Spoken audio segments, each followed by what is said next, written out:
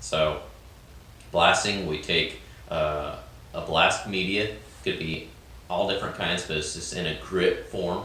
So usually steel grit or crushed glass. The best thing, we don't use sand as a media. It used to be really popular several years ago. It's not very popular anymore, but that's the best way that I can describe it to somebody that's not familiar with the industry. Is like, think of a sand type consistency, and we put that through a hose with really, really high air pressure. So similar to like a fire hose where, firefighters use a huge hose with water coming out. We have air and media that has the consistency of sand. It's not actually sand, but it's got those small little grains, and it's getting forced out the end of a hose with really high power, and then that's what we use to blast across that metal substrate. And so we're going to remove all the old rust when we do that. We're going to remove all the old paint when we do that, and then brand new steel usually has mill scale on it.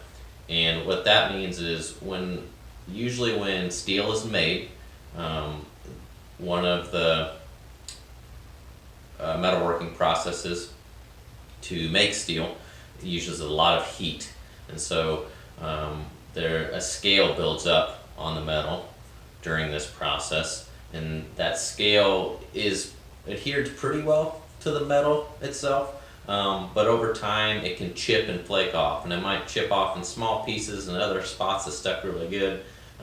But if you're just going to apply a coating straight over top of just a brand new piece of steel that has mill scale on it, you have the chance of coating sticking to the mill scale, but the mill scale could actually fall off of the other metal underneath, and so then your paint falls away.